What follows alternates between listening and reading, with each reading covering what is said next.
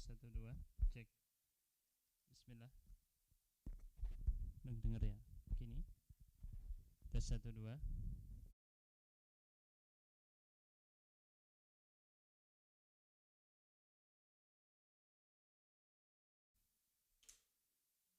Alhamdulillah.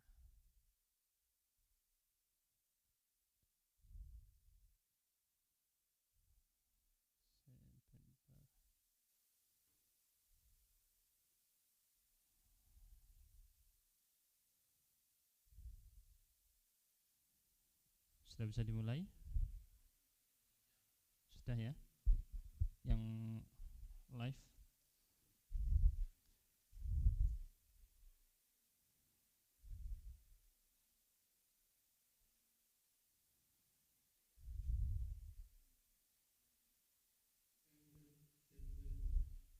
Ya, sudah bisa dimulai ya?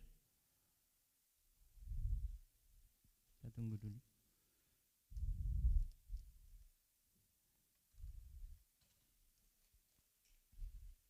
Sudah? Ya. Bismillahirrahmanirrahim. Assalamualaikum warahmatullahi wabarakatuh.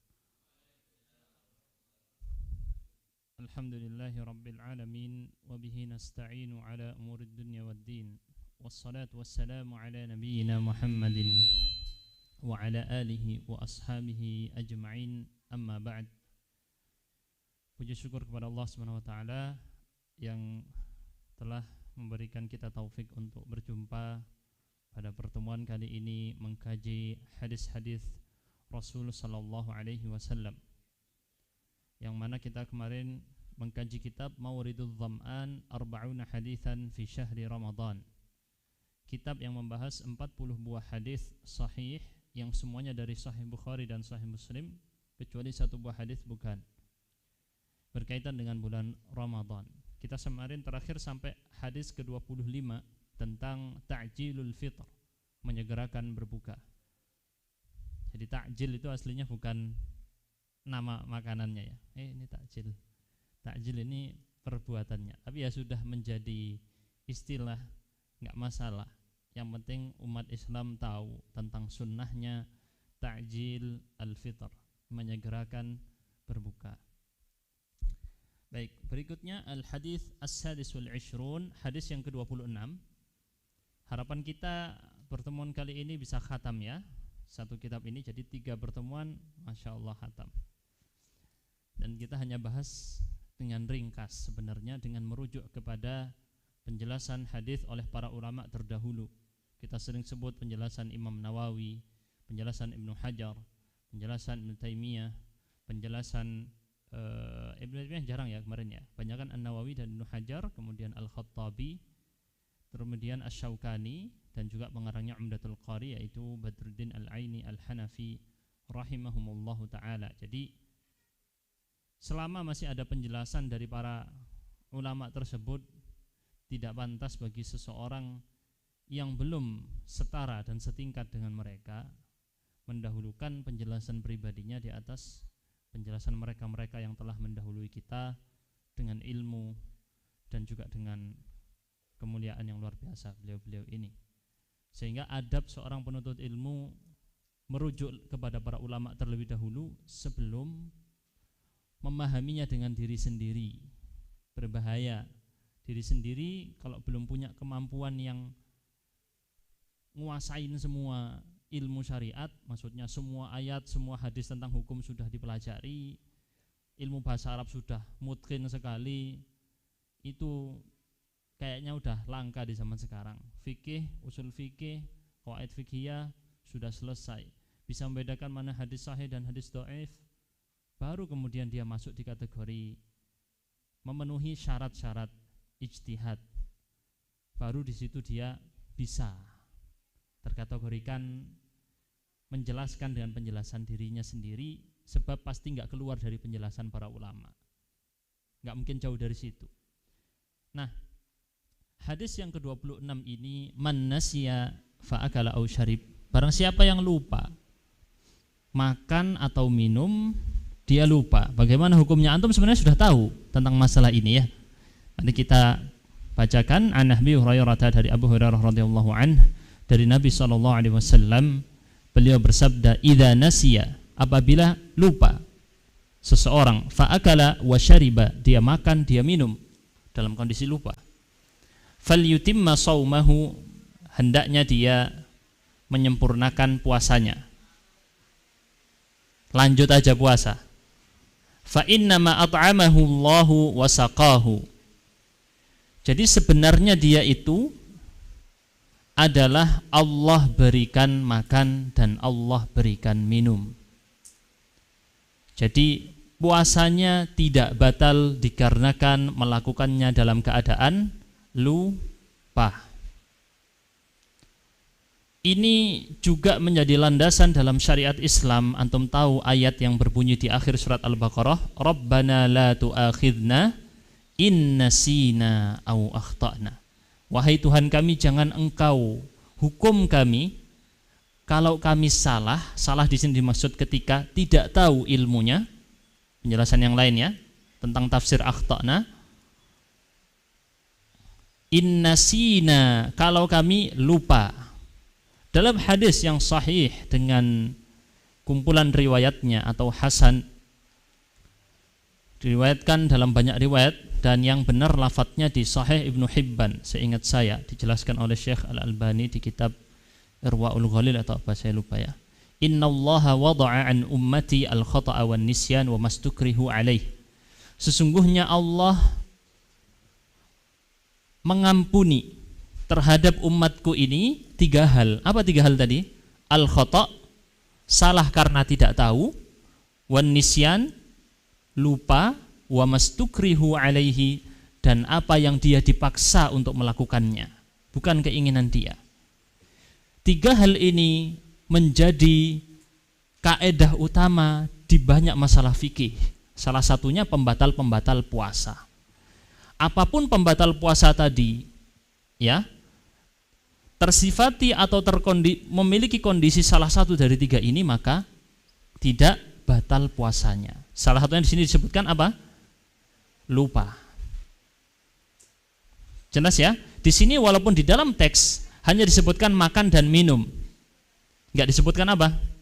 Pembatal yang lain misalnya mengeluarkan mani dengan sengaja atau berjima, tidak disebut ya. Mari kita lihat penjelasan Imam Nawawi di sini. Di dalam hadis tadi terdapat dalil. Ini kayaknya apa? Menggemanya terlalu ya. Sebelumnya, nggak tahu ya settingnya ya. Apa-apa wis. Yang penting ini.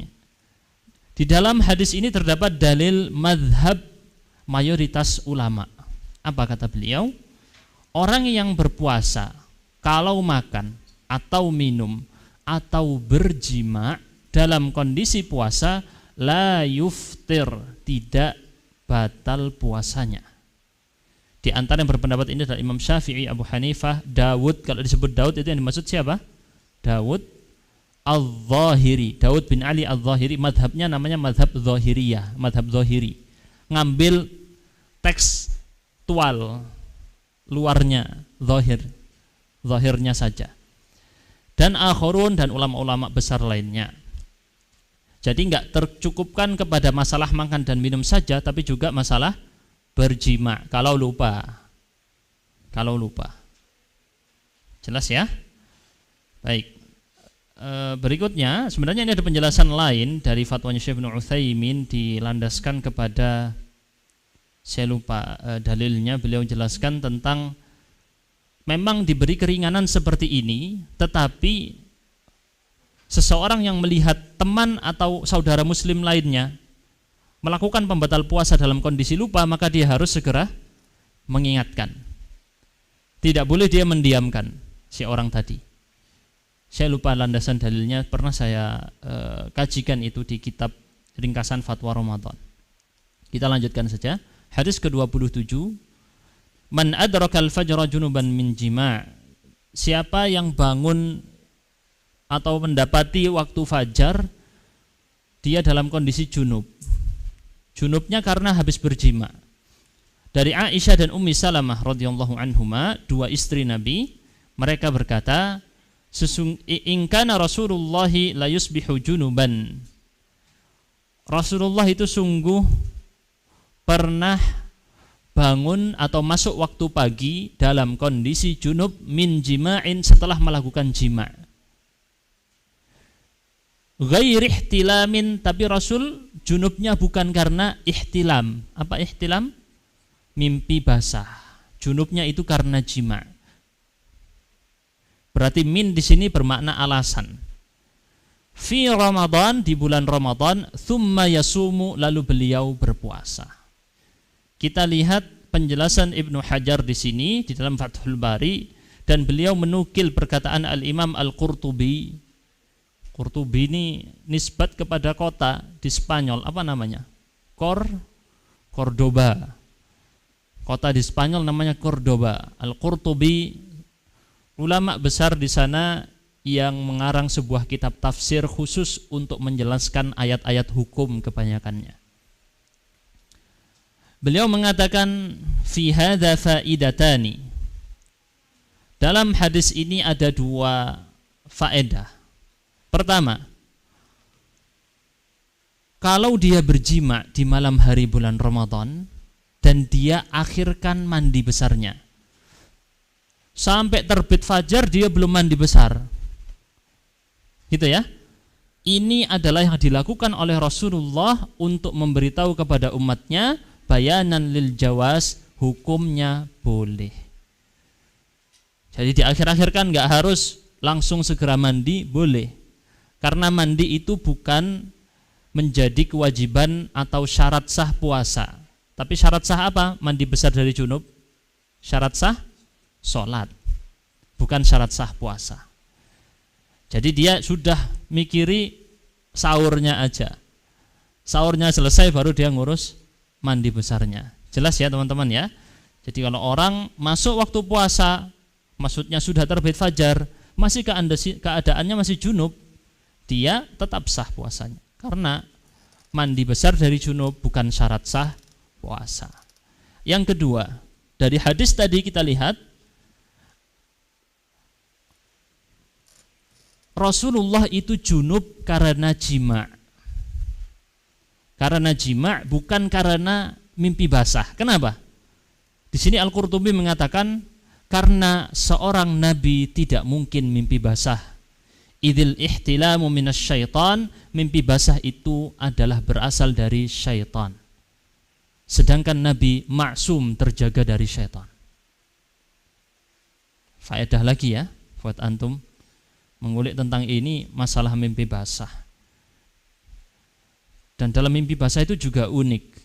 Terjadi keluar sperma tanpa adanya aktivitas fisik. Hanya menggunakan otak ya. Otaknya dikasih lihat sesuatu, kemudian keluar, nggak ada aktivitas fisik. Kita pahamnya kan harus keluar dengan aktivitas fisik, tapi di situ tidak terjadi aktivitas fisik. Kita langsung lanjut. Berikutnya hadis yang ke-28. Man kana sha'iman tsumma safar. Orang lagi puasa lalu tiba-tiba bersafar, perjalanan jauh. Dari Abdullah bin Abbas radhiyallahu anhuma, beliau berkata, Rasulullah sallallahu alaihi wasallam kharaja minal Madinah ila Makkah. Suatu saat beliau pergi, mati ya. Mungkin pakai yang gini yang biasa enggak apa-apa.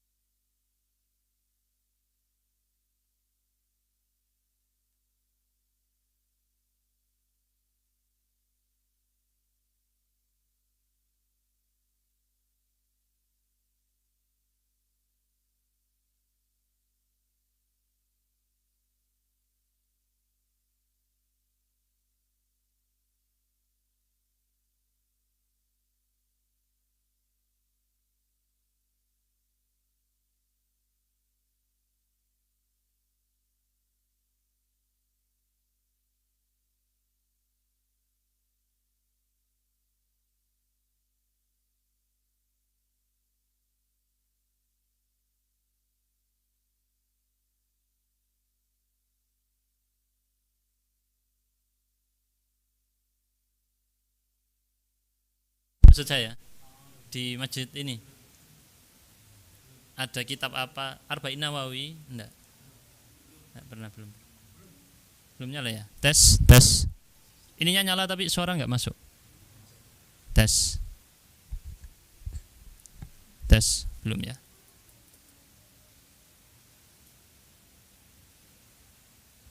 Jadi faedah buat antum, kenapa kok disebut dengan ahlus sunnah wal jamaah? Karena di masa itu kelompok-kelompok yang menyimpang, mereka tidak mau berpegang dengan sunnah. Dan asal muasalnya ahlus sunnah maksudnya ahlul hadis. Bukan harus dia ahli di bidang hadis, tapi mereka beriman dengan apa yang di dalam hadis tadi. Jadi kalau antum lihat dalam sejarah umat Islam, para ulama yang istiqomah di atas agama adalah para ulama ahlil hadis. Imam Ahmad bin Hanbal contohnya, teguh dia melawan fitnah Mu'tazilah. Ya, tes belum ya? Baru ini error ya? Tadi enggak? Tes.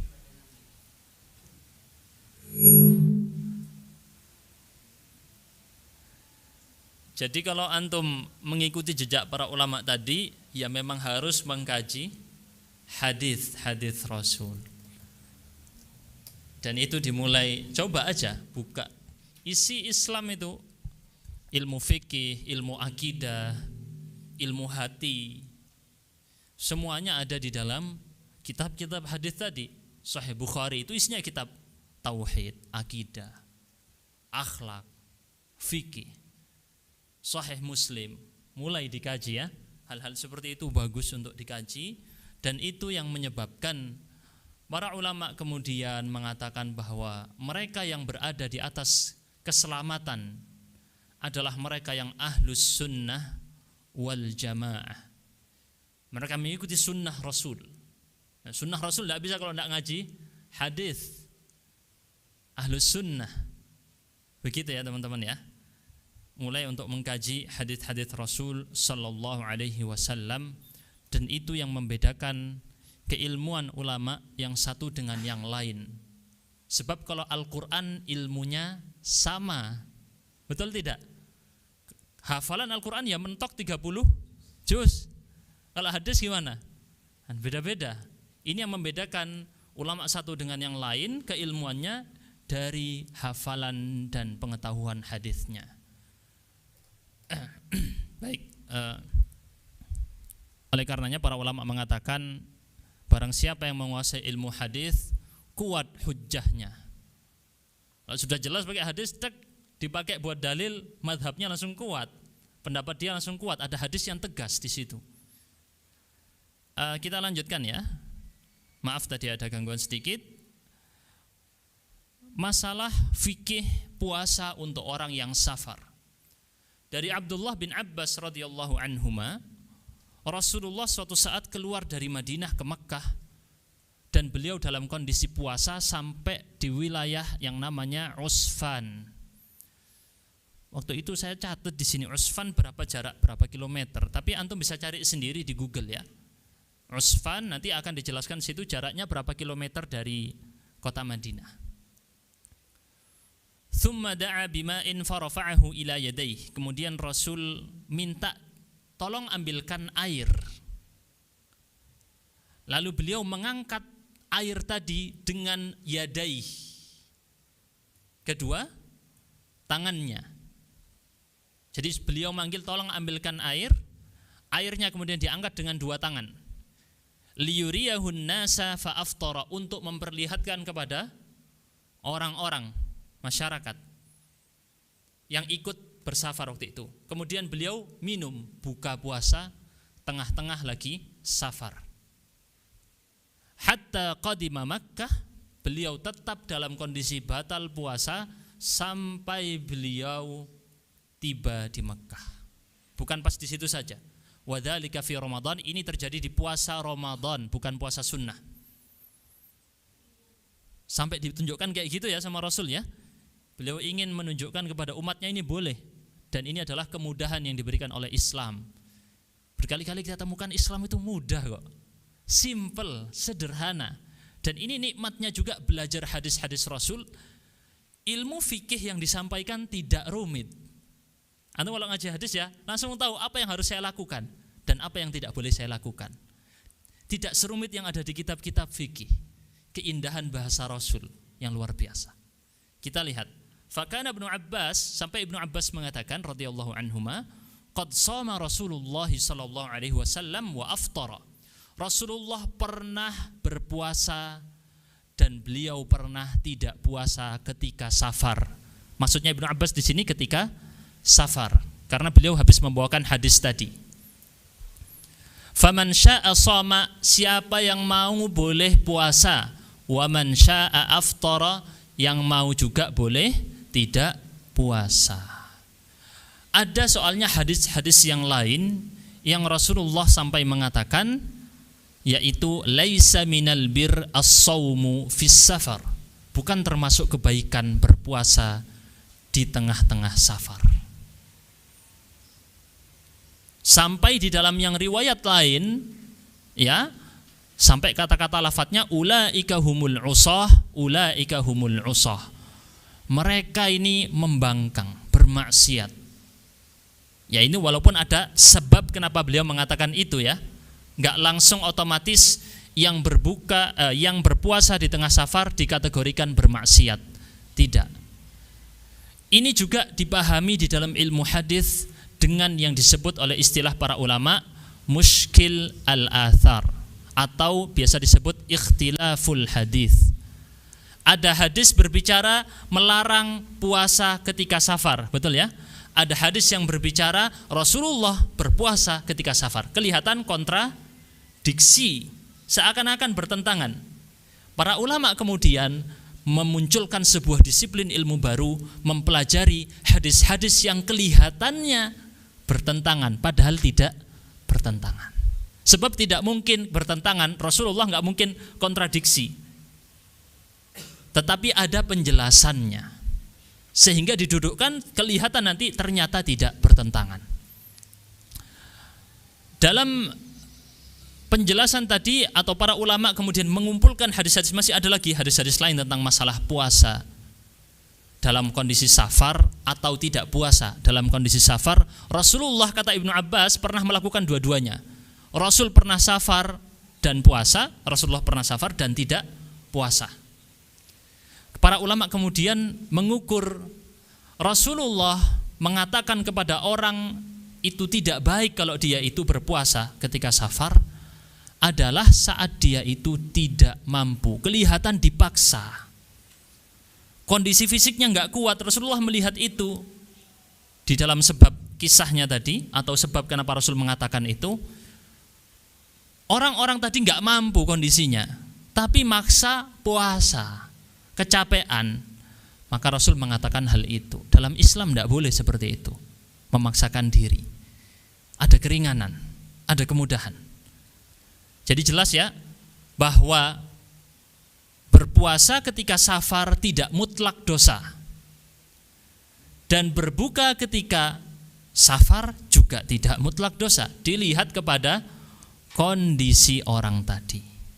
Dan ada kemudahan dalam syariat kita, boleh tidak berpuasa, sebagaimana boleh juga berpuasa. Yang dijadikan aib adalah kalau dia memaksakan diri, maka ini terkategorikan hal yang dibenci. Kita lihat di sini dalam penjelasan Badruddin Al-Aini Al-Hanafi dalam kitabnya Umdatul Qari. Dalam teks tadi tegas, sorih itu tegas, nggak perlu lagi dijelaskan bahwasanya Rasul berpuasa ketika safar. Di dalamnya bahkan bantahan kepada yang melarang berpuasa ketika safar. Dan di dalamnya juga ada kebolehan untuk tidak puasa waktu safar. Begitu ya. Jadi ini penjelasan dari Badruddin Al-Aini, dan juga para ulama menjelaskan dengan hal yang serupa. Tinggal permasalahannya, Ustadz, Kapan dikategorikan safar? Kita susulkan sebentar lagi. Kapan orang disebut safar? Permasalahannya di situ ya. Hadis yang ke-29 dari Abu Sa'id Al-Khudri radhiyallahu anhu. Qala, beliau berkata, kunna nusafiru ma'a Rasulillah sallallahu alaihi wasallam fi Ramadan. Dahulu kami bersafar bersama Rasul sallallahu alaihi wasallam di bulan Ramadan. Fama yu'abu 'ala as-sha'imi shaumuhu wala 'ala al-muftiri iftaruhu. Yang puasa tidak dicela karena puasanya, dan yang berbuka tidak dicela karena bukanya. Indahnya toleransi di dalam praktek barusan. Masing-masing mengamalkan di sini, saya puasa, yang satunya saya tidak puasa. Ini salah satu contoh yang ditunjukkan dalam hadis barusan. Kita lihat penjelasan Syekh Abdullah Al-Bassam dalam kitab Taisirul Allam. Hukumnya boleh tidak berpuasa ketika safar. Yang kedua, Rasulullah hadir ketika itu. Barusan ini hadisnya bukan perkataan Rasul. Ada Rasul berkata di sini hadisnya? Enggak ada ya. Bukan perbuatan Rasul. Ada perbuatan Rasul di dalam teks ini? Enggak ada. Tapi di sini bentuk namanya takrir, salah satu jenis hadis. Takrir itu apa? Rasulullah ada dan Rasulullah menyetujui. Di sini Rasul tidak melarang salah satu, tidak mencela salah satu. Ini salah satu jenis dalam sunnah, bukan perkataan Rasul. Rasul nggak bilang apa-apa di sini, dan Rasul tidak berbuat apa-apa. Rasul setuju atas apa yang mereka lakukan. Ini menunjukkan bolehnya dua perkara tadi. Boleh puasa, boleh nggak puasa. Kita sekarang masuk pada pembahasan tentang safar itu sendiri. Kapan dikategorikan safar? Mayoritas ulama memberikan batasan. Di antaranya adalah batasan kalau dihitung-hitung sekitar 80 km. Kalau zaman ukuran sekarang ya. 80 km. Ini mayoritas ulama berpegang kepada riwayat-riwayat yang ada. Arba'atu burud, antum melihat riwayat-riwayatnya ada ya. Rujukannya ada, dalil-dalilnya ada tentang masalah ini. Tapi memang bukan riwayat dari hadis yang tegas, tapi dari para sahabat. Riwayat dari para sahabat. Sekitar 80 km. Ibnu Taimiyah rahimahullah berpandangan berbeda. Bagi beliau, karena memang di dalam syariat tidak diikat khusus. Jadi kalau di dalam syariat kita, di Al-Quran ataupun hadis, ada lafadz yang mutlak, dilepas, nggak ada ikatannya. Terus nggak dijelaskan, maksudnya adalah sesuai yang berlaku di tengah masyarakat. Contohnya, antum diperintahkan dalam Al-Quran, wa'ashiruhunna bil ma'ruf. Pergaulilah istri-istrimu dengan apa? Yang baik, ma'ruf. Ukuran kebaikan ini apa? Siapa yang ukur? Adat masyarakat selain dari syariat Islam. Ukuran nafkah. Kapan Ustadz seorang suami sudah memenuhi nafkah istri? Dilihat dari apa? Adat masyarakat, ukurannya sudah terpenuhi atau tidak. Di adat masyarakat tadi, makanan itu wajar atau enggak dimakan sama istrinya? Di bawah level standar atau normal? Faham ya? Maka Ibnu Taimiyah mengatakan, karena kita ada kaidah fikih yang berbunyi tentang masalah al-'adatu muhakkamah. Adat istiadat setempat dijadikan tolak ukur. Dalam lafadz-lafadz yang dimutlakkan oleh syariat dilepas. Tidak dijelaskan oleh syariat, maka yang menjelaskan adalah adat. Adat yang dimaksud kebiasaan masyarakat. Maka dilihat safar ini menurut apa yang dianggap di masyarakat itu safar. Contoh, kalau menurut penduduk Jakarta, perjalanan dari Jakarta ke Depok, kan itu tetanggaan ya, dikategorikan safar, maka dia safar. Kalau bukan safar, berarti bukan safar. Tergantung penduduknya situ, bilangnya itu apakah perjalanan jauh, safar, atau bukan. Misal dari Malang ke Pasuruan, apakah terkategorikan safar atau tidak? Jadi lebih luas, fleksibel kalau Ibnu Taimiyah rahimahullah, dan landasannya juga kuat. Sedangkan ulama lain menjaga-jaga minimal 80 kilo, jaga-jaga, lebih aman. Begitu ya. Ini gambaran sederhananya. Tetapi setelah saya lihat juga dari penelitian-penelitian yang dituliskan juga, yang lembaga fatwa segala macam, ditemukan juga ternyata riwayat-riwayat yang terjadi, entah saya lupa apakah Rasulullah atau para sahabat Nabi, mereka safar di bawah 80 km. Pernah mereka lakukan. Dan ini adalah dalil-dalil yang menguatkan pendapatnya Ibnu Taimiyah tadi. Jadi juga terjadi di masa para sahabat atau Rasulullah, saya kurang tahu secara detail, pernah jarak sekian, dan mereka melakukan rukhsah safar. Seperti apa? Melakukan qasar. Jelas ya? Ini pembahasan lebih panjang di ilmu fikih. Kita langsung lanjutkan aja. Hadis ke-30, mencium sapa iki? Mencium wanita yang halal maksudnya ya. Entah istri atau siapa yang halal lagi? Budak. Dulu ada budak, sekarang tidak ada. Dan budak ini statusnya dalam Islam diakui. Dan bisa terjadi perbudakan dalam Islam melalui jalur tawanan perang. Antum tahu tawanan perang kan, yang dia perang kalah ditangkap ya.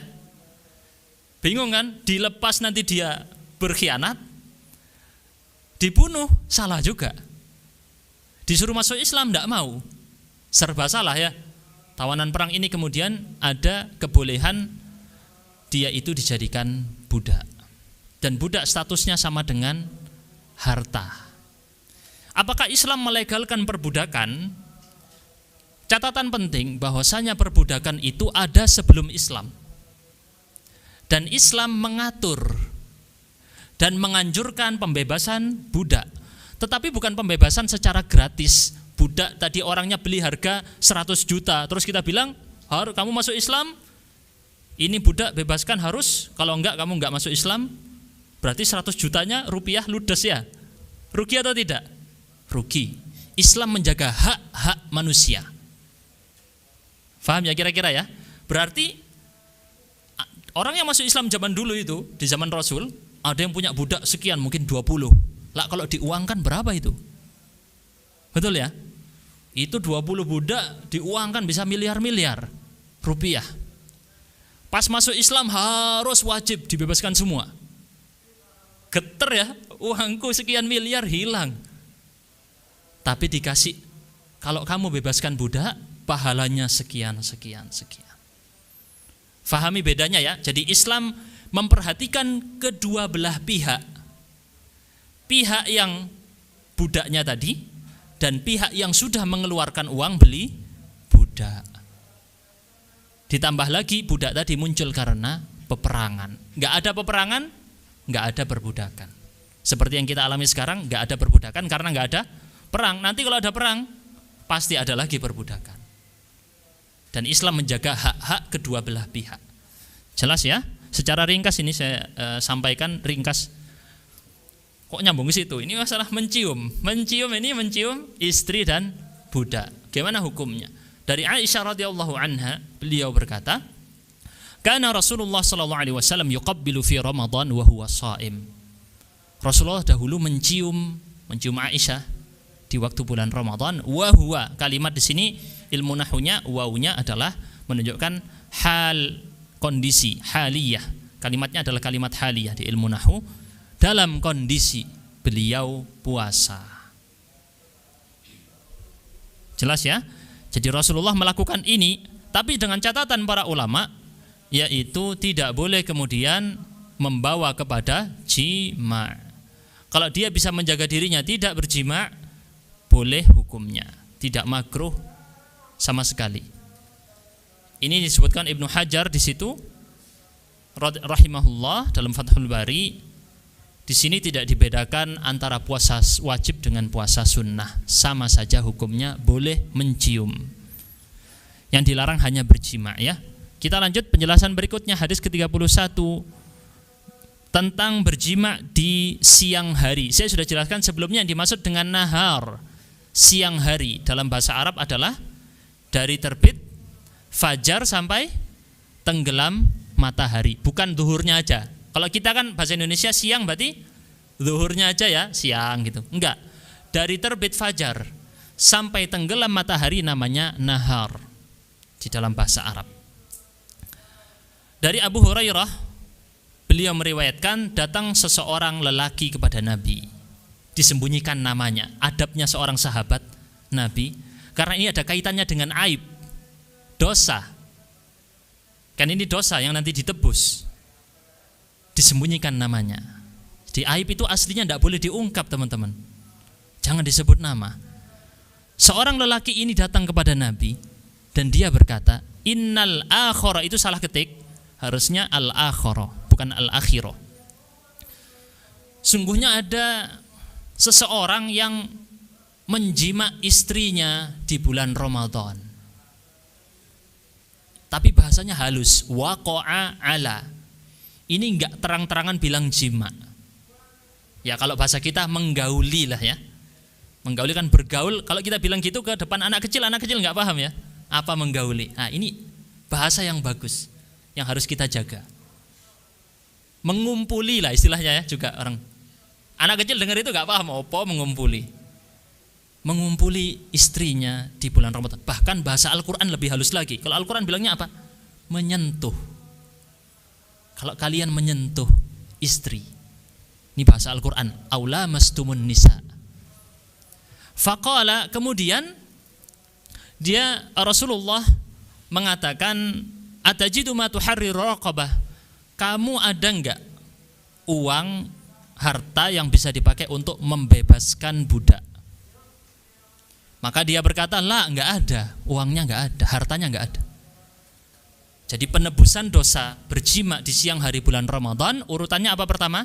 Disuruh membebaskan budak. Tinggal perselisihan, budaknya harus muslim atau enggak, Ustadz? Nah, ini perselisihan. Tapi teksnya tadi masih tidak dijelaskan apakah muslim atau tidak. Kemudian mengatakan Rasulullah di sini, fatastati'u an tasuma syahraini mutatabi'ain. Oke, kalau enggak bisa, fa, ada lafaz fa di sini. Setelahnya urutannya diwajibkan dia, kamu bisa enggak puasa 2 bulan mutatabi'ain apa? Berturut-turut itu beda loh dengan puasa 2 bulan biasa ya. Kalau batalnya tengah-tengah, misal dia udah puasa 7 hari, batal tengah-tengah, ngulangi lagi. Harus berturut-turut. Beda, enggak sembarang orang bisa ya. Puasa Ramadan 30 hari, Ustaz gitu. Ini disuruh 2 bulan. Maka lelaki tadi bilang, lah, enggak bisa Rasul. Walaupun dia mengatakan tidak, ini bukan atas keyakinan tapi masih prasangka kan dia ya. Enggak ada bukti dia enggak bisa. Ada enggak bukti dia depan Rasul? Dia cuma bilang kelihatannya saya enggak bisa. Enggak ada bukti dia. Ayo kamu harus datangkan bukti kamu enggak bisa. Enggak ada kan kayak gitu ya. Rasulullah dengan mudah, bisa enggak kamu puasa 2 bulan berturut-turut? Dia bilang, la, enggak bisa. Terus dilanjutkan, afatajidu ma tud'imu bihi sittina miskinan. Kalau kamu ngasih makan 60 orang miskin, gimana? Jadi ini urutan lagi, karena fa di situ menunjukkan urutan dalam bahasa Arab. Berarti yang ketiga urutannya enggak bisa puasa apa? Memberi makan 60 orang miskin. Karena 1 orang miskin itu memberi makannya sama dengan mengganti 1 hari puasa. Qala la, enggak bisa Rasul. Piye iki ya? Sahabat Nabi yang mulia ini semuanya enggak bisa. Kemudian fa'utiyan Nabiyyu sallallahu alaihi wasallam bi'araqin fihi tamrun wa huwa zabil. Lalu Rasul tiba-tiba kedatangan. Itu waktu itu sebenarnya kisah ini terjadi seingat saya di masjid. Di riwayat yang lain, dan para sahabat Nabi lagi bareng-bareng duduk bersama Rasul. Di riwayat yang lain ya. Lagi bareng-bareng duduk. Orang ini datang. Lalu tiba-tiba datang Rasul, ada orang memberikan kepada Rasul araq. Dalam istilah bahasa Arab irq sebenarnya. Entah di sini mungkin riwayatnya araq. Tapi di istilah bahasa Arab irq. Fihi tamrun, di dalamnya ada kurma. Irq itu kalau bahasa kita keranjang yang dianyam dari daun-daun kurma, anyaman daun kurma. Namanya zabil atau zambil. Ini bahasa istilahnya mereka dulu. Ya pokoknya keranjang. Ukurannya berapa Ustadz? Di masa itu ukuran irq ini sekitar 15 sa'. 15 sa'. Antum kalau zakat fitrah itu berapa? 1 sa'. 1 ya. 1 sa' itu di sini 15 kalinya. 15 kali lipat dari zakat fitrah. Banyak berarti ya. Ukurannya besar ya. Dikasih ya. Oke. Berapa kerdus itu? Bayangkanlah. Kalau di sini kalau diukur dengan kilogram, walaupun beda ya, sa' itu volume. Jangan salah tangkap ya. Sedangkan berat itu kilo. Volume berarti liter. Antum kalau beli beras kan beda liter dengan kilo. Volume itu ukuran gelas tadi. Tergantung gelasnya diisi apa. Kalau diisi gandum, beratnya beda dengan diisi jagung. Beda lagi dengan diisi beras. Sehingga antum tidak perlu bingung, Ustadz, zakat fitrah itu yang benar gimana? Katanya segini, katanya segini, katanya segini. Beda-beda kilonya. Beda-beda kilo karena tergantung jenis biji-bijian yang diukur. Jadi ukurannya sa' itu volume, pakai ukuran liter. Tapi dengan kilo untuk memudahkan masyarakat, para ulama ngasih tahu.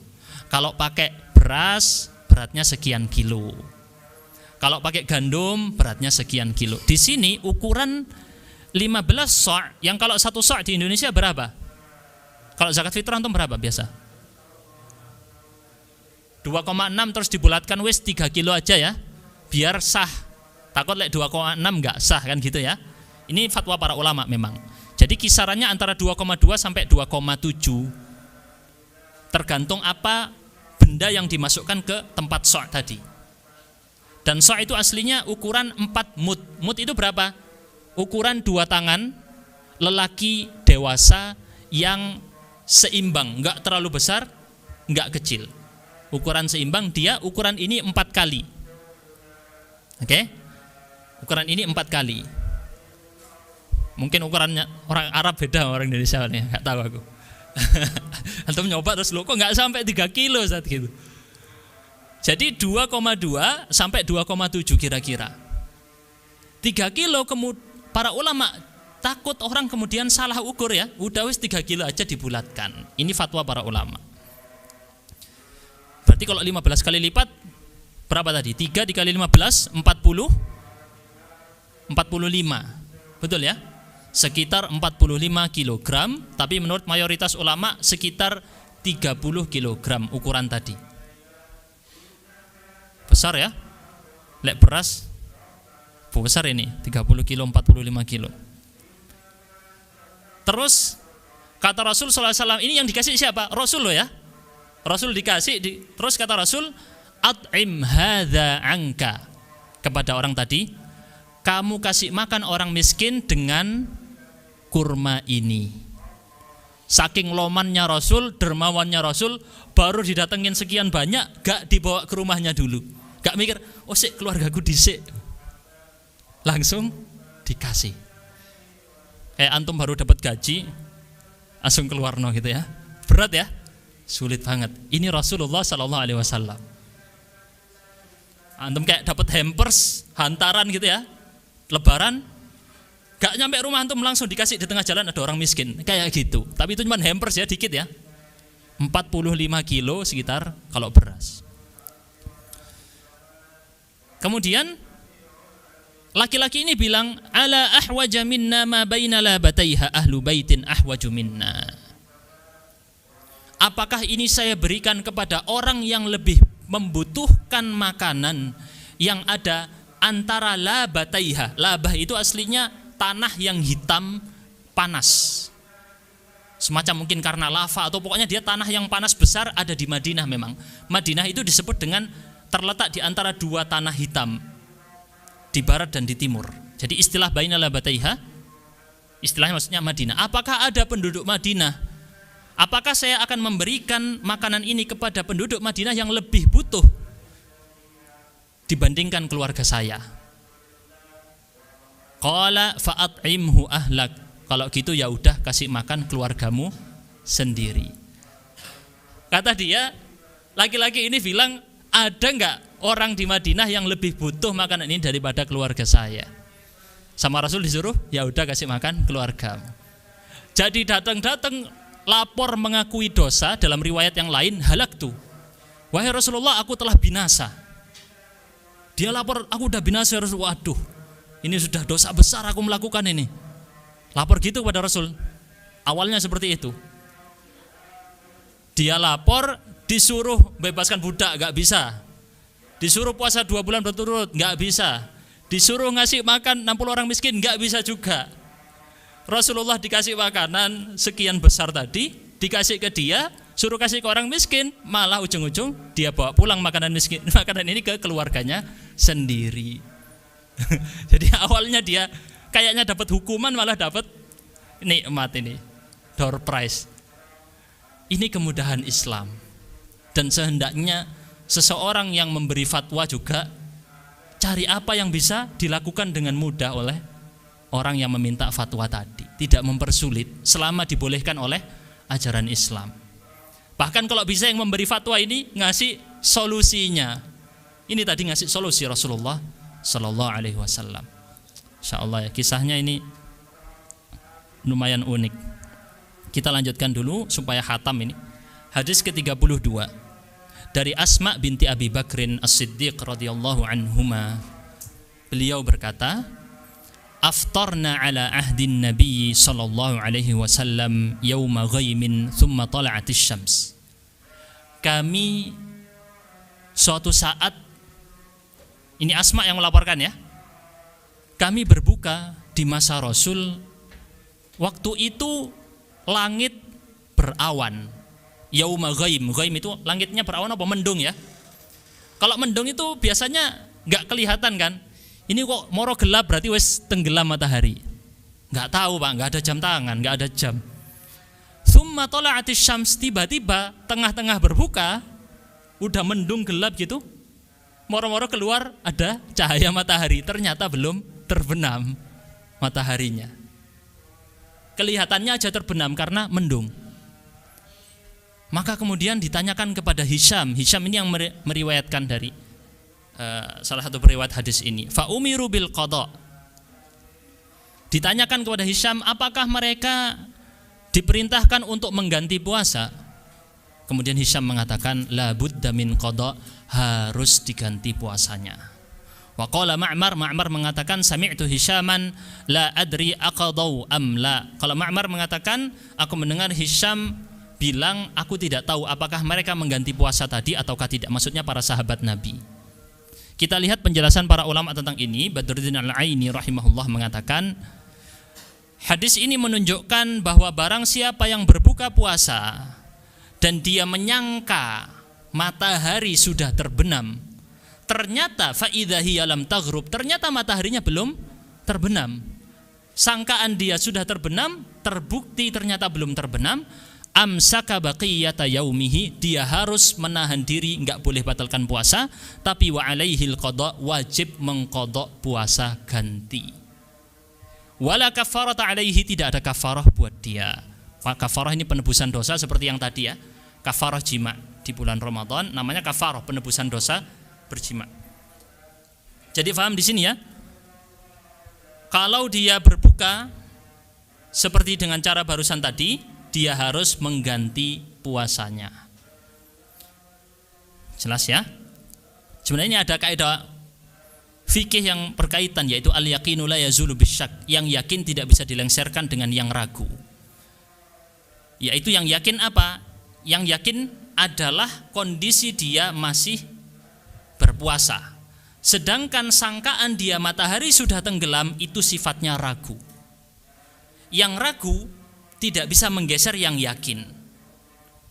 Sehingga barusan kondisinya dia status masih berpuasa. Oleh karenanya harus mengganti puasanya karena dia batal tengah-tengah atau batal sebelum waktunya. Kita lanjutkan ya. Hadis ke-33, man dhara'ahul qai, dari Abu Hurairah radhiyallahu an, Rasulullah bersabda, barang siapa yang dhara'ahu qai'un, muntah itu keluar dari tubuhnya mengalahkan kehendak dirinya. Maksudnya dara'ahu itu ngalahno. Muntah itu mengalahkan dia. Berarti tidak sengaja muntah. Wa huwa shaimun, dalam kondisi dia puasa. Wow, di situ menunjukkan kondisi. Falaisa alaihi qada, maka dia tidak wajib mengqadha, enggak usah ganti puasa. Wa in istaqa'a falyaqdi, tapi kalau orang yang memaksakan diri untuk memuntahkan diri, maka dia adalah harus mengganti puasa. Jadi hukum masalah muntah ada dua dalam hadis barusan. Pertama, orang yang muntahnya enggak sengaja, apa hukumnya? Batal atau tidak puasanya? Tidak batal. Kalau orang menyengaja memaksa diri untuk muntah, apa hukumnya? Batal puasanya, harus diqadha. Kalau dia memaksakan diri untuk memuntahkan sesuatu. Jelas ya? Itu penjelasan dari Asy-Syaukani, Al-Imam Asy-Syaukani dalam kitab Nailul Autar, kesimpulan hadis tadi. Kita lanjutkan. Hadis ke-34, udah mau khatam ini. An-nahyu 'anil wisal. Larangan untuk terhadap wisal. Apa itu wisal? Kita lihat penjelasannya nanti ya. Dari Anas bin Malik radhiyallahu anhu, pelayannya Nabi. Dari Nabi SAW bersabda, la tuwasilu, jangan kalian melakukan wisal. Apa itu wisal? Para ulama menjelaskan, di antaranya Ibnu Hajar dan Ibnu Katsir. Yang dimaksud dengan wisal adalah menyambung puasa di malam hari dengan sengaja. Ini definisinya ya. Menyambung puasa di malam hari dengan sengaja. Baik dia menyambungnya seluruh malam hari atau sebagian. Misal, dia mau nyambung puasa sampai nanti waktu sahur. Sahur baru makan lagi. Ini namanya sudah jatuh wisal. Atau dia enggak buka sampai nanti sholat isya, baru dia makan. Ini namanya wisal. Baik sebagian, menurut definisi para ulama tadi yang dinukil dari Ibnu Katsir dan Ibnu Hajar, ini sudah jatuh namanya wisal. Atau ini dari Fathul Bari punya Ibnu Hajar. Kalau dari tafsir Ibnu Katsir, wisal itu menyambung puasa satu hari dengan hari yang lain. Dan tidak makan apapun sama sekali antara dua hari tadi. Jadi antum hari Senin puasa, bukanya baru hari Selasa malam. Senin sampai malam gak buka, Selasa pagi tetap nyambung lagi, baru bukanya nanti Selasa malam. Ini termasuk wisal di dalam definisinya Ibnu Katsir. Jadi ada dua penafsiran ya tentang masalah wisal. Qalu, para sahabat mengatakan, Rasul kan melarang, jangan kalian wisal. Para sahabat bilang, innaka tuwasil, tapi Rasulullah engkau wisal. Rasulullah melakukan wisal. Rasulullah menyambung puasanya satu hari dengan hari yang lain, tidak berbuka sama sekali. Atau menyambungnya sampai malam hari, tidak berbuka sama sekali. Dilebihkan ya. Qala, Rasulullah bersabda, lastu ka ahadim minkum. Aku tidak sama seperti kalian. Di riwayat yang lain, hadis lain, Rasul mengatakan, ana basyarum mithlukum, aku manusia seperti kalian. Tapi di sini seakan-akan bertentangan ya. Lastu ka ahadim minkum, aku enggak sama dengan kalian. Lah terus gimana ini Ustaz menggabungkannya? Ya berarti Rasul ada sisi kesamaan dengan manusia biasa, tapi ada hal-hal yang tidak banyak sebenarnya, atau hal-hal khusus yang Rasul itu tidak seperti manusia seperti kita. Contohnya di sini, lastu ka ahadim minkum, aku enggak sama dengan kalian. Inni ut'amu wa usqa, aku diberi makan, aku diberi minum. Wa au inni abitu ut'amu wa usqa, aku tidur malam hari, diberi makan dan diberi minum. Yang dimaksud diberi makan dan diberi minum di sini, sebagaimana disebutkan kalau enggak salah di riwayat yang lain, dan di sini dinukil dalam syarah Riyadhus Shalihin oleh Syekh Ibnu Utsaimin, Allah yang beri makan Rasul dan Allah yang memberi minum Rasul, bima yamudduhu bihi min dzikrihi, dengan apa yang Allah berikan kepada Rasul berupa mengingat Allah. Jadi zikir itu menjadi makanan dan minuman Rasul, dan ini kekhususan Rasul. Dan ikatan hati Rasul sampai beliau lupa makan dan minum dan tidak ingin makan dan minum. Orang kalau sudah kegandrungan sesuatu dia bisa nggak makan nggak minum loh. Contohnya, mohon maaf ya, yaitu misalnya rokok. Kadang orang bisa kuat nggak makan nggak minum ya, yang penting ada rokok. Atau orang yang dia kegandrungan kerja, betul ya, bisa kerja terus saking sukanya kerja. Kegandrungan sesuatu dia bisa sampai lupa makan, lupa minum. Orang sibuk mengerjakan sesuatu, gak makan, gak minum. Rasulullah di sini sibuk dengan zikir kepada Allah sampai lupa untuk makan dan minum. Ini dalam penjelasan Syekh Ibnu Utsaimin ya, rahimahullah. Atau yang dimaksud adalah Allah memberi makan dan minum Rasul dan kita nggak tahu bagaimananya. Para sahabat nggak tahu bagaimananya. Kekhususan. Jadi ini larangan, tetapi Rasul tidak terlarang dari hal tersebut. Lanjut berikutnya hadis-hadis yang berkaitan dengan kesempurnaan Ramadan. Dia bukan tentang Ramadan, tapi berkaitan dengan kesempurnaan Ramadan. Maksudnya apa? Pertama, tentang zakat fitr. Zakat fitrah kalau kita sebutnya ya. Zakat fitri. Dari Ibnu Umar radhiyallahu anhuma, Rasulullah sallallahu alaihi wasallam farada zakat al-fitri sa'an min tamrin. Rasulullah mewajibkan zakat fitrah. Bahasa kita zakat fitrah ya, sebenarnya zakat fitri harusnya ya. Zakat fitri satu sa' tadi berapa ukurannya? 4 mud. 4 mud itu 1 mud ukuran 2 tangan lelaki dewasa yang seimbang, yang wajar. 4 kali, 1, 2, 3, 4. Kemudahan Islam itu ya. Jadi kalau nggak ada ukuran takaran, antum lagi di lokasi mana nggak ada ukuran, nggak ada apa, lagi di hutan, lagi di pedalaman, antum tetap bisa praktekkan Islam. Zakat fitrah bisa antum bayarkan dengan mengukur pakai tangan laki-laki tadi. 4 ukuran. Itu namanya 1 sa'. Ya kalau dijaga-jaga pakai kilogram, ulama bilang 3 kilogram. Min tamrin berupa kurma, au sa'an min syairin atau 1 sa' berupa syair. Apa itu syair? Salah satu jenis gandum, yaitu jelai atau barley. Bukan semua gandum, satu jenis gandum. Alal abdi wajib bagi seorang hamba sahaya, budak. Budak pun wajib, tapi yang bayar bukan budaknya. Siapa? Tuannya. Wal hurri dan orang yang bebas merdeka, bukan budak. Wadzakari wal untha, laki-laki perempuan wajib. Wassaghiri wal kabir, anak kecil dan orang besar dewasa wajib. Walaupun anak kecil sudah wajib zakat fitri. Minal muslimin, dari kalangan orang-orang Islam.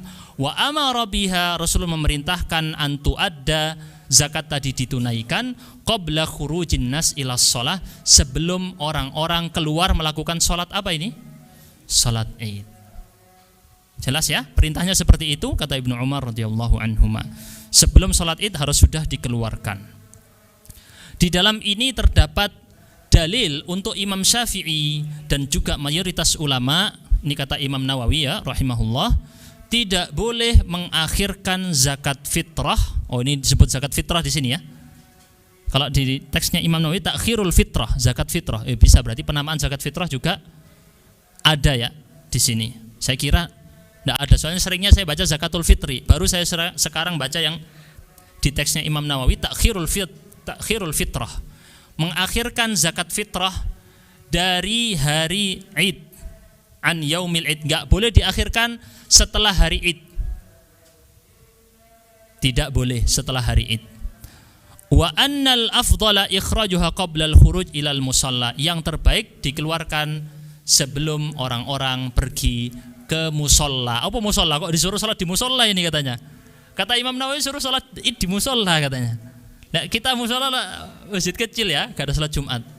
Apa maksudnya musalla? Tanah lapang. Al-musalla yang dimaksud Imam Nawawi adalah tanah lapang. Tanah lapang tempat sholat ya. Jadi ini adalah gambarannya barusan. Awalnya di situ hanya disebut kurma dan jelai, gandum. Kita lanjutkan. Hadis ke-36.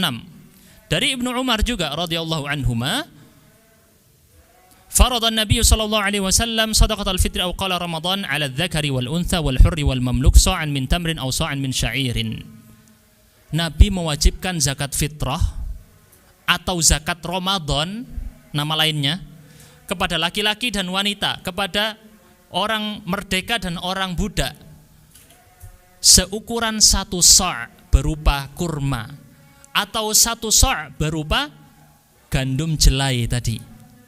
Fa'adalan nasu bihi, lalu manusia, maksudnya para sahabat dan sebagian tabi'in, sudah selesai masa Rasul ya, setelah Rasulullah wafat, orang-orang menyamakan itu ukuran 1 sa' tadi dengan setengah sa' min burrin, gandum yang jenis bur.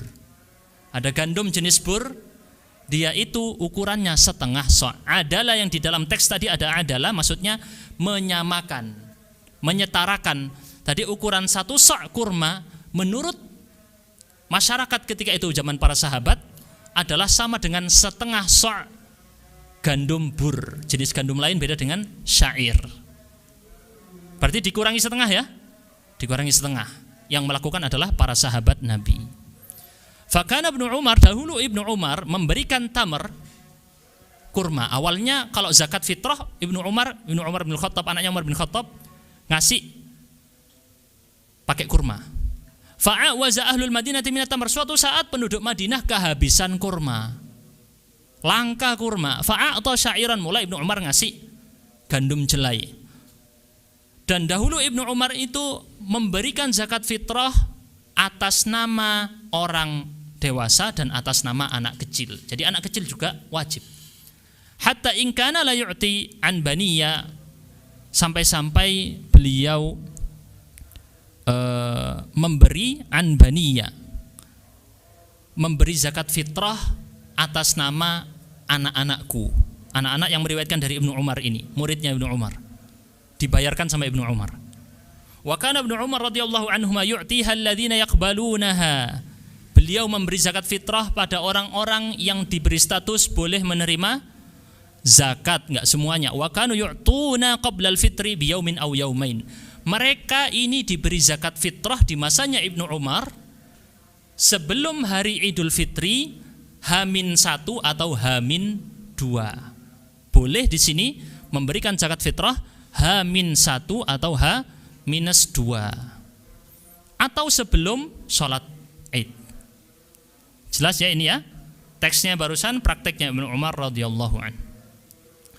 Madhab yang terkenal di madhab Hambali, Imam Ahmad bin Hambal, tidak boleh berzakat fitrah kecuali dengan yang disebutkan tadi, selama yang disebutkan tadi ada di rumahnya atau dia mampu memperolehnya. Jadi kalau antum di rumah ada kurma dan bisa beli kurma, menurut madhab Hambali antum harus zakat fitrahnya pakai kurma. Ya, ini madhab Hambali ya, yang terkenal di madhab Hambali. Kalau antum mengeluarkan dengan selain yang disebutkan dalam hadis Rasul, jadi ada lagi hadis yang lain yang menjelaskan nama-nama makanan yang boleh zakat fitrah di situ. Ada lagi, nggak hanya yang tadi saja. Tapi di situ nggak ada beras, Pak. Nggak ada beras. Jadi kalau menurut madhab Hambali yang terkenal, zakat dengan beras, tapi antum mampu membeli yang selain beras untuk dizakatkan, diantaranya kurma dan gandum tadi, maka zakat dengan beras tidak sah. Ini beliau ya, bukan siapa-siapa, Imam Ahmad bin Hambal. Tapi pengikutnya Imam Ahmad bin Hambal yang terkenal, Syekhul Islam Ibnu Taimiyah rahimahullah, memilih bahwasanya boleh zakat fitrah dengan makanan pokok penduduk suatu negeri. Dan ini yang lebih bijak.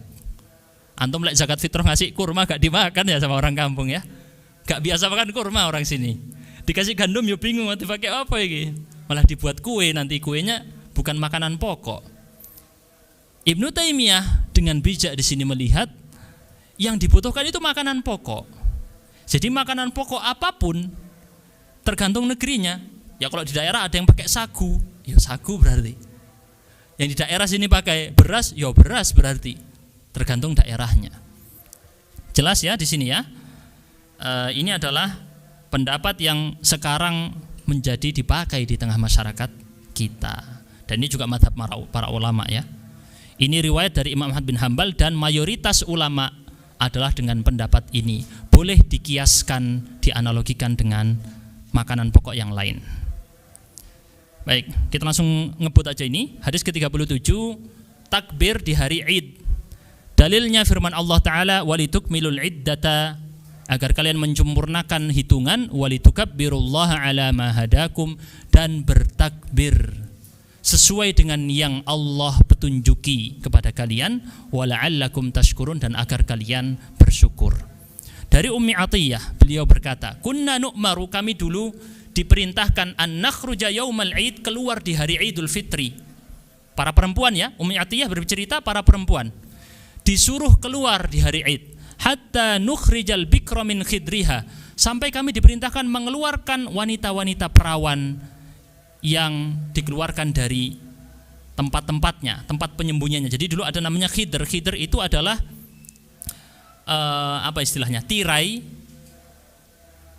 yang ada di rumah supaya nggak kelihatan perempuan tadi. Yo kayak inilah, mirip ini ya, khidr. Dikeluarkan dari rumah-rumahnya para perawan tadi, hatta nukhrijal huyyadha fayakunna khalfan nas, sampai-sampai wanita haid disuruh keluar sama Rasulullah SAW.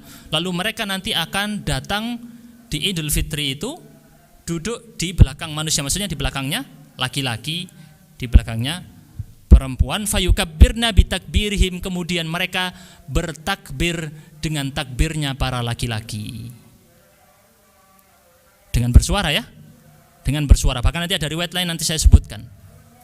Ini diantara juga yang menjadi landasan para ulama yang membolehkan takbir berjamaah di dalam hari Idul Fitri. Dalilnya nanti kita sebutkan ya. Di salah satunya dalilnya ini. Fayukabbirna bitakbirihim. Mereka bertakbir dengan takbirnya para lelaki. Bareng dengan lelaki tadi bertakbir, mereka juga bertakbir. Wa yad'una bidu'aihim. Mereka berdoa dengan doa mereka. Yarjuna barakata dzalikal yaumi wa tuhratahu. Berharap keberkahan hari tersebut dan kesuciannya. Kata Ibnu Rajab Al-Hambali rahimahullah, menampakkan takbir untuk lelaki disyariatkan di hari Idul Fitri. Seandainya tidak dikencangkan mengucapkan takbir tadi dengan suara yang lantang, tentu wanita-wanita yang di belakang tidak akan bertakbir dengan takbir mereka. Dan takbir ini terjadi, maksudnya mengucapkan takbir ini ketika sedang menunggu imam sebelum mulai sholat Idul Fitri. Tapi memang sebagian ulama berpandangan tidak ada pensyariatan takbir berjamaah. Ya, ini adalah pandangan fikih, hanya pandangan fikih saja. Tapi memang ada yang berpendapat berjamaah. Di antaranya yang diriwayatkan Imam Bukhari, ini berikut saya sambil nukilkan ya, yang sebagaimana difatwakan oleh lembaga fatwa Yordania. Dahulu Umar radhiyallahu an bertakbir di kubahnya di Mina. Fayasma'uhu ahlul masjid, didengar oleh para penghuni masjid. Fayukabbirun, maka mereka kemudian bertakbir juga. Wa yukabbiru ahlul aswaq, lalu kemudian bertakbir juga para penghuni pasar. Hatta tartajja Mina takbiran, sampai kota Mina atau wilayah Mina gemetar dikarenakan takbir. Wa kunna an-nisaa yukabbirna khalfa Aban bin Utsman, sampai para wanita juga bertakbir di belakangnya Aban bin Utsman dan Umar bin Abdul Aziz di malam-malam tasyrik bersama para lelaki. Para wanita pun di sini secara teks terlihat bahwa mereka juga bertakbir dengan suara. Imam Syafi'i rahimahullah dalam kitab mengatakan, kalau mereka sudah melihat bulan Sabit, bulan Syawal, aku menyukai mereka itu para manusia bertakbir jama'atan wa furada, kata Imam Syafi'i. Bertakbir secara berjamaah ataupun sendiri. Imam Syafi'i berpandangan boleh bertakbir secara bareng-bareng, boleh bertakbir secara sendiri. Baik di masjid, di pasar-pasar, di jalan-jalan, di rumah-rumah. Ini kalau antum tahu orang-orang Islam yang di barat, di Amerika itu ya, mereka sampai ngadakan, ya walaupun kita tidak bahas hukum fikihnya, sholat tarawih di tengah jalan kota New York akhir-akhir ini. Mereka takbir dengan lantang, Allahu Akbar, sampai ramai. Itu syiar Islam, antum gemetar merinding lihat itu ya. Bagaimana Islam disuarakan di tengah-tengah orang-orang kafir berlalu lalang. Ini tujuan Idul Fitri itu kita menyuarakan syiar Islam, ditampakkan ya teman-teman ya. Tujuannya itu. Takbir itu tadi tujuannya itu. Lanjut. Masih cukup ya waktunya ya. Hadis ke-38, larangan dari puasa hari Id. Dari Abi Sa'id Al-Khudri radhiyallahu anhu, Rasulullah melarang dari puasa yaumaini, 2 hari, yaitu puasa hari Idul Fitr dan puasa hari kurban. An-Nahr itu kurban. Larangan jelas ya. Dan kata Imam Nawawi rahimahullah, telah sepakat para ulama haramnya puasa di 2 hari tadi. Oleh karenanya menghitung kapan hari Idul Fitri dan kapan puasa mengikuti pemerintah. Mengikuti pemerintah sebagaimana hadis Rasul yang lain sallallahu alaihi wasallam, as-saumu yauma yasumun nas wal fitru yauma yuftirun nas.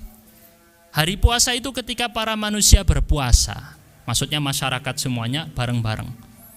Dan hari berbuka yaitu hari Idul Fitri adalah ketika para manusia berbuka, hari Idul Fitri bareng-bareng dengan pemerintah yang sah. Hadis ke-39, qada'u Ramadan, mengganti puasa Ramadan. Dari Aisyah radhiyallahu anha. Nyantum enggak? Panas dah. Boleh dinyalakan kipasnya? Kepanasan aku. Tak apa ya. Baik. Kana yakunu alayya shaumu min Ramadan, dahulu aku punya hutang puasa Ramadan, kata Aisyah. Fama astati'u an aqdiya illa fi Sya'ban, aku enggak bisa ganti puasa Ramadan kecuali sampai waktu itu bulan Sya'ban. 1 bulan sebelum Ramadan baru mengganti puasa. Ini siapa yang melakukan? Aisyah. Di dalam ini hadis tadi ini menjelaskan, riwayat Aisyah ini bolehnya mengakhirkan qada puasa Ramadan sampai bulan Sya'ban asalkan ada uzur. Apa uzurnya? Kata Yahya yang meriwayatkan, asyughlu minan nabi au bin nabi, kesibukan yang berasal dari nabi atau sibuk dengan nabi. Bahasa yang sangat indah. Maksudnya sibuk dengan nabi kan berarti bisa dikatakan di situ masalah berjima. Maksudnya adalah diantaranya masalah berjima. Sibuk dengan nabi, sibuk urusan lain, sibuk banyak hal, diantaranya juga melayani suami. Gak sempat kemudian mengganti puasa Ramadan. Jelas ya ini ya. Tentu yang lebih afdal adalah mempercepatnya, kata Syekh Abdullah Al-Bassam. Dan tidak boleh, ini tambahan ini penting juga nih buat teman-teman semua. Tidak boleh mengakhirkan qada puasa Ramadan sampai lewat Ramadan lagi. Harus di 1 tahun itu sebelum ketemu Ramadan. Jelas ya? Dalilnya dari tadi hadis tadi ya. Hadis ke-40 yang terakhir, wis khatam kitabnya, Masya Allah. Cepat banget ya. Cuman 3 pertemuan khatam 1 kitab. An Abi Ayyub Al-Ansari radhiyallahu anhu, Rasulullah bersabda, man shama Ramadan, barang siapa yang puasa Ramadan, thumma atba'ahu 6 min Syawal, lalu menambahkan setelahnya diikuti dengan apa? 6 hari puasa bulan Syawal, kana kasiyamid dahri, maka bagaikan puasa apa? 1 dahar. Apa 1 dahar? 1 tahun. Para ulama kemudian juga menjelaskan, sebagaimana dinukil oleh Imam Nawawi rahimahullah, kok bisa pahalanya seperti puasa 1 tahun? Karena al-hasanatu bi asyri amthaliha, kebaikan itu kelipatannya biasanya 10 kali lipat. Sebagaimana datang dalam ayat Al-Quran, kebaikan kelipatannya bisa 10 kali lipat dan juga bisa sampai ratusan ya. Ramadan 30 hari berarti dikali 10 berapa? 300 kebaikan. Kemudian 6 hari dikali 10, 6, 360 sama dengan 360 hari 1 tahun. Atau mungkin ini hanya penjelasan ulama ya, atau bisa jadi ada keutamaan lain yang lebih daripada itu. Yang jelas di sini Rasul mengatakan bagaikan puasa 1 tahun lamanya. Keutamaan umat ini sebagaimana datang dalam hadis yang lain, umat ini umurnya pendek tapi amalannya sedikit, ganjarannya banyak. Contohnya malam Lailatul Qadar. Umurnya emang pendek kita umat ini, tapi kalau tepat dapat Lailatul Qadar lebih baik dari 1000 bulan. Sekitar berapa tahun itu? 80-an tahun ya. 80-an tahun, lebih panjang dari umur kita. Lebih panjang dari umur kita. Keutamaan umat Nabi Muhammad tidak ada di umat lain, khusus umatnya Nabi Muhammad. Jelas ya? Ini adalah penjelasan. Maka kemudian Imam Nawawi rahimahullah mengatakan, qala ashabuna, berkata para ulama madhab kami, madhab Syafi'i, yang terbaik adalah puasa 6 hari tadi mutawaliyah, berturut-turut setelah hari Idul Fitri. Ini kesimpulan madhab Syafi'i ya. Jadi langsung tanggal 2 Syawal puasa sampai tanggal berapa berarti? 7. 2, 3, 4, 5, 6, 7 ya. 7 Syawal. Fa in farraqaha, kalau dipisah-pisah, aw akhraha, sampai nanti akhir bulan Syawal diakhirkan, tetap dia mendapatkan faedah atau keutamaan hadis tadi, tetap dapat. Cuman yang terbaik kata Imam Nawawi yang seperti itu. Tapi kalau dikumpulkan dengan hadis-hadis lain, diantaranya masalah menjamu tamu atau datang bertamu, kan puasa sunnah dibatalkan, betul ya? Puasa sunnah dibatalkan. Ya, digabungkan dengan hadis-hadis lain tentunya dalam prakteknya. Kemudian di sini sudah ditutup sebagai penutup dengan hadis ke-41, yaitu Sayyidul Istighfar. Ya, ini unik ya, kok pengarang menutup dengan istighfar, Ustadz? Apa sambungannya dengan Ramadan? Saya tanya, antum habis salam, kalau sholat kan antum mengucap salam ya, Assalamualaikum warahmatullah, Assalamualaikum warahmatullah. Apa pertama diucap? Astaghfirullah. Pertanyaan saya, istighfar kenapa? Rasulullah mencontohkan itu loh sampai ya. Antum baru melakukan ketaatan, kan biasanya istighfar habis melakukan dosa ya. Habis dosa apa? Astaghfirullah. Ini antum habis melakukan ketaatan, ada perintah istighfar. Ini faedah dulu saya dapatkan dari guru saya. Apa diantaranya? Karena kita ketika melakukan ketaatan, gak akan pernah ketaatan itu sempurna. Sholat ya mesti ono gak khusyuk ya. Lagi sholat ada aja pikiran yang tidak khusyuk. Kita kemudian sempurnakan tadi dengan istighfar. Dan Anda temukan ini di banyak ibadah-ibadah yang lain, selalu dilengkapi dengan istighfar. Gitu ya, jelas ya. Dan di sini ditutup dengan istighfar. Pasti ada kita tidak sempurna dengan Ramadan ini. Pasti. Puasanya enggak full sempurna. Dan itu memang sudah harus terjadi pada umat ini. Sampai-sampai ada hadis yang lain berbunyi, andai kata umatnya Nabi Muhammad ini tidak berdosa, Allah akan ganti dengan umat lain yang berdosa, yang baru. Diwafatkan semua, diganti makhluk baru yang berdosa. Memang tujuannya seperti itu, agar kita terus tidak berhenti tengah-tengah. Sayyidul istighfar, kata Nabi SAW, antaqul Allahumma anta rabbi. Ini penting teman-teman menghafalkan doa ini. Allahumma anta rabbi, ya Allah engkau adalah Tuhanku, la ilaha illa anta, tidak ada yang patut disembah kecuali engkau. Khalaqtani, engkau menciptakan aku, wa ana abduk, dan aku adalah hambamu. Perendahan diri. Antum kalau lihat lafaz-lafaz para nabi di doa-doa di Al-Quran apa? Merendahkan diri. Enggak pernah Nabi mengatakan aku orang soleh, aku orang bagus. Selalu kuntu minadh zalimin, aku orang zalim. Atau kalau bilang saya ingin jadi orang soleh, Allahumma ja'alni, minta tolong aku jadikan termasuk dari orang-orang yang soleh. Gak pernah bilang jadikan aku sendirian soleh, enggak. Gabungkan aku sama orang yang soleh. Tawadhu'nya para nabi. Jadi kalau antum mengikuti para nabi, melihat dirinya ini jelek terus, bukan aku lebih dari orang lain. Wa ana abduk, perendahan diri, serendah-rendahnya.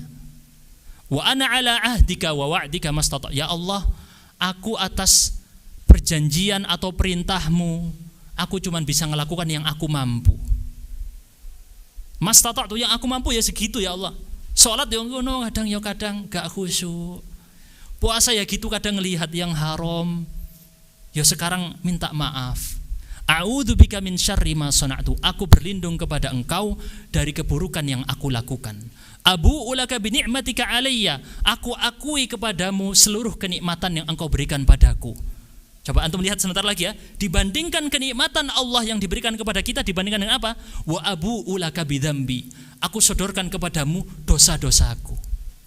Allah ngasih kita nikmat, kita ngasih dosa. Pembandingan kita supaya merendahkan diri serendah-rendahnya kepada Allah. Ya Allah, engkau kasih aku nikmat sebanyak ini, aku kok ngasih kepada engkau dosa. Faghfirli, ampunilah aku. Fa innahu la yaghfiru dzunuba illa anta. Enggak ada yang mampu mengampuni dosa-dosa ini kecuali engkau. Kalau manusia, wangel ya Allah, minta ampun ke manusia ini. Hari ini belum tentu diminta diampuni ya. Sama orang antum kalau ada salah, diingat terus. Setahun 2 tahun masih diingat. Allah Maha Pengampun. La yaghfiru dzunuba illa anta. Qala wa man qalaha minan nahar. Kata Rasul SAW, barang siapa yang membaca doa ini di siang hari, pagi maksudnya ya, muqinan biha, meyakini apa yang dikandung dari makna-makna tadi. Diyakini berarti merenungi makna-maknanya ya, mendalaminya. Famata min yaumihi, lalu dia meninggal di hari itu. Qabla ayyumsi, sebelum masuk malam hari. Maksudnya sore ini malam hari, kemarin sudah jelaskan yang dimaksud adalah tenggelamnya matahari. Fahuwa min ahlil jannah, maka dia termasuk penduduk surga. Wa man qalaha minal lail, barang siapa mengucapkan doa ini di malam hari, wa huwa muqinun biha, dalam kondisi dia meyakini isinya, makna-maknanya, famata qabla an yusbih, meninggal sebelum masuk waktu pagi, di malam hari meninggal. Fahuwa min ahlil jannah, dia termasuk penduduk surga. Keutamaan yang luar biasa disyariatkan kita membaca doa ini teman-teman ya, dan ini sudah ada di dalam buku-buku zikir pagi dan petang. Enggak harus buku, sekarang ada aplikasi HP kok. Dan baca ini cuma 5 menit teman-teman, lengkap satu zikir pagi dan petang semua dibaca 5 menit aja. Lebih lama baca Facebook, TikTok, Instagram, YouTube, itu yang sehari-hari kita baca lebih lama. Ini cuma minta 5 menit. Pagi 5 menit, sore 5 menit. Wallahu a'lam bissawab. Dengan ini maka khatam kitabnya. Saya mohon maaf dari saya bila ada kesalahan kata-kata dan kata yang tidak pantas. Semoga itu adalah hal yang tidak saya sengaja. Undur diri di sini dan saya terima kasih sudah pada hadir semua. Saya doakan agar saya dan juga teman-teman di sini mendapatkan ilmu dari majelis 40 hadis bulan Ramadan ini disertai dengan mengamalkannya. Semoga Allah memberikan taufik kepada kita semuanya. Kita tutup dengan kafaratul majlis. Subhanakallahumma bihamdika asyhadu an la ilaha illa anta astaghfiruka wa atubu ilaik. Mungkin dengan hari yang lain, nanti di Ramadan yang lain kita bisa berjumpa dan membahas hadis-hadis yang belum disebut, masih banyak ya. Wassalamualaikum warahmatullahi wabarakatuh.